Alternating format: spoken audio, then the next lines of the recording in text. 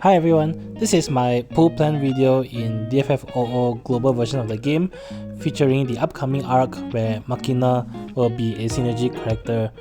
This will be the raid event featuring the release of Machina's LD and BT weapon, Snow's intersecting wheel, and Ursula's event. You can also refer to the cropped infographic on the left hand side of the slide, which was derived from Jakematt's global forecast, to see which events these are.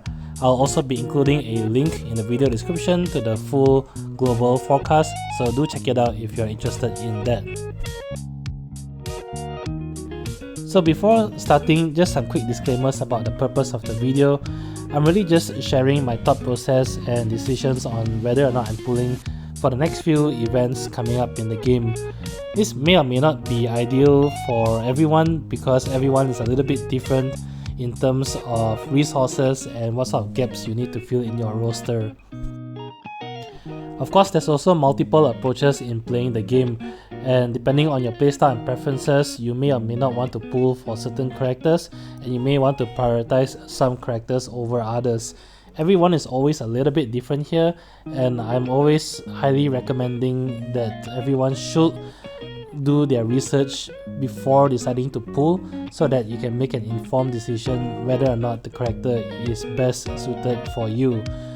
Always plan ahead based on what sort of resources you currently have, what sort of roles you need to fulfill in your roster, and as I mentioned, your playstyle and preferences, and of course, who your favorite Final Fantasy characters are. Just very quickly about how I did during Jagrant's LDBT arc, and it wasn't so good, I have to say. I started off quite well because I actually decided to skip both Jagrant and Kuja's banner, so I didn't spend any resources there, and I really didn't have any interest in Jagrant as a character, and I already have all of Kuja's gear anyway, including his first weapon. I really wanted Sal's LD, so I went for tickets there, and it was quite a good banner for me because I also didn't have Palom's LD, and within 180 tickets I managed to snag both characters' LD, which I think is a very good outcome.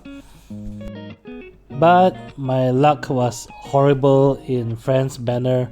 I started off the banner with 621 tickets in total, and after spending 620 tickets out of that, leaving me with just one ticket remaining, I still did not get Friend's LD, and I had no choice but to then switch to gems, and I only managed to snag her LD after 35k gems. Along the way, I did snag Jagrant's BT, which I guess is a good consolation prize, and I snagged 5 copies of Mog's LD, which wasn't good because I already had Mog fully built.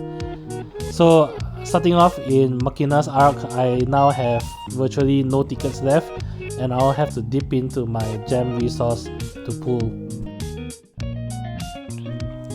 So starting off with the first event in the arc, which is the raid event featuring Machina. In this event, we get a rerun of Machina's LD, and his burst weapon and BT Plus is newly released right here.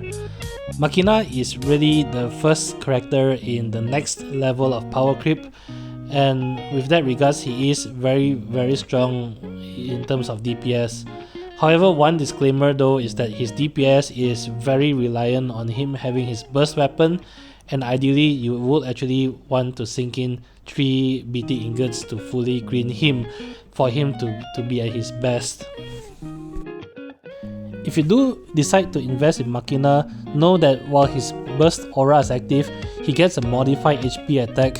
I believe it's called HP plus Furious Blades or something like that, and each use of his HP attack while his burst aura is active will deal excess of 1 million damage.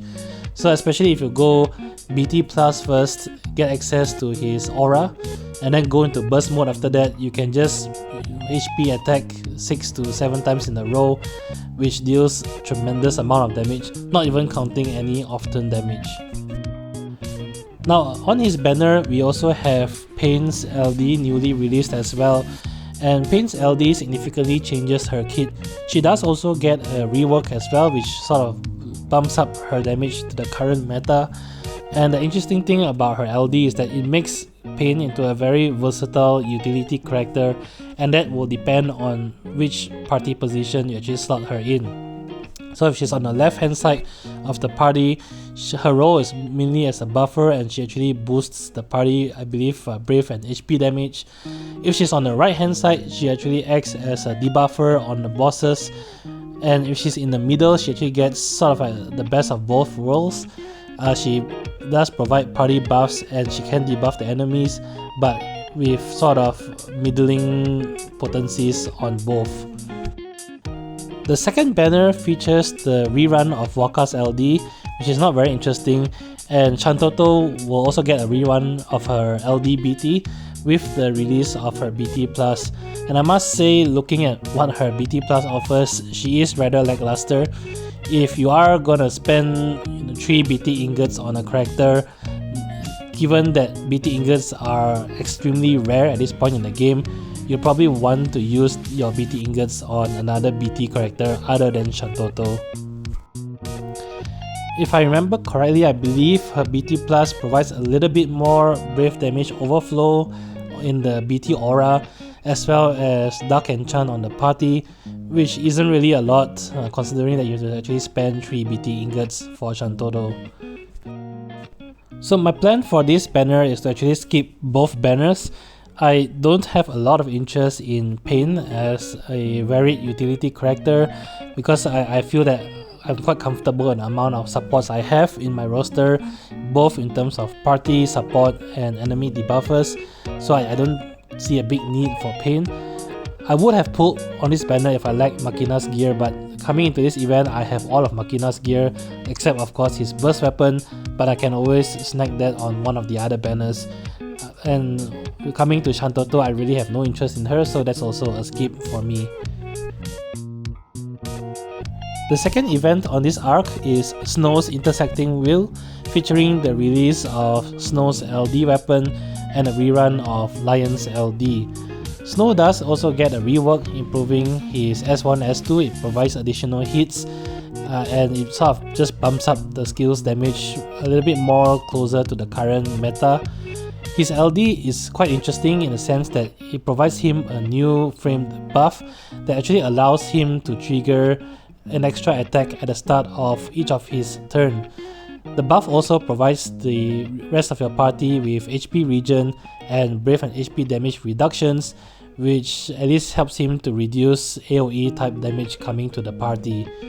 Not forgetting that as a tank character, he does lock on all enemies to himself, so he actually absorbs single target damage quite well, and he has a shield that actually reduces brave damage to 0 after a certain amount of time. So my plans here is actually to go gems for Snow's LD. It's quite a good banner for me because I actually skipped Lion the first time around, so if I pick up any of Lion's gear, it's a bonus for me. But my main prize here of course will be Snow's LD, and I will stop once I snag his LD. Of course, I'm also hoping to score Machina's burst weapon along the way, which is another reason why I'm using gems. But I'm not too fast because I actually have enough burst tokens to redeem the weapon, so I may just redeem Machina's weapon if I don't snag his burst weapon on this banner. The third and final event on this arc will be Ursula's event, which is a new character in DFFOO global version of the game. Ursula is a character from Final Fantasy IV The After Years, and she's actually the daughter of Yang. She's a pretty interesting character. She's sort of DPS, and although her damage isn't topping the charts, she does have some added utility in her kit as well. So for example, her S1 has instant break in it. It also inflicts a framed debuff that combines defense and speed down, and while that debuff is up, Ursula will always be hitting for weakness damage. Her S2 is a little bit special in the sense that it caps out the party's brave, and it actually ignores all brave gains reductions in Lufenia Plus, which is a big bonus. Her LD buff does boost the party's brave and HP damage, and it has an added utility that prevents everyone in the party's brave from going below 20% of its max brave. Now initially I was planning to pull for Ursula, but given my disastrous luck on Friends event and I'm now out of tickets, I'm actually now changing my plans to skipping Ursula, and that's mainly because I don't see a need for her, at this point I also have a lot of DPS characters, and my plan is to actually use Machina as my primary DPS for the near future. And with regards to the utility, it's always good to have, but I already have potentially other characters who can provide the same utility that Ursula can. Also, I have Sync fully built with Sync's LD, so coming to this event for the Chaos Challenge, I should be able to easily complete it using a party of Machina, Snow, who will be synergy here, and Sync. So that there's really not a lot of need for Ursula, at least at this point. And to me, I really would like to have her, but admittedly, she's more a luxury than a necessity. Alright, with all that being said and done, obviously resources can be rather tight sometimes, and on this slide I'll be covering my opinion on which characters provide the most value for your gems and tickets. And this depends on obviously whether or not you have enough gems or tickets to pull for them and enough ingots to fully max them out. I split this across 3 categories: good value, which are characters who provide you good return of investment, usually regardless of who else you have built in your roster; role fulfillment type characters who can be very useful, but that I think depends a little bit on who you have in your roster; and so-called consolation prizes, where I look at them as sort of like icing on the cake. If I get to pick them up along the way, then it's good, but if not, I don't really feel like I'm missing anything much because there are other characters who can probably do the same or a better job than that character. Take note that a lot of this is heavily dependent on what roles you have, and my advice is always to focus on roles that fill gaps in your roster, which is a little bit about how this slide came about. So starting off, I actually think Machina is the prize of this arc. As I said before, he's the first character in a new level of power creep.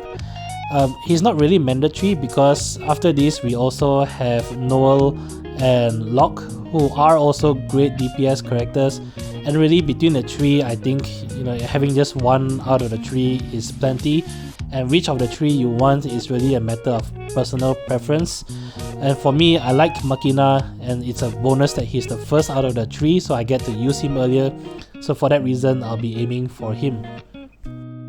Again, if you are picking up Machina, do know that you should be investing 3 BT ingots if you plan on using him as your primary DPS.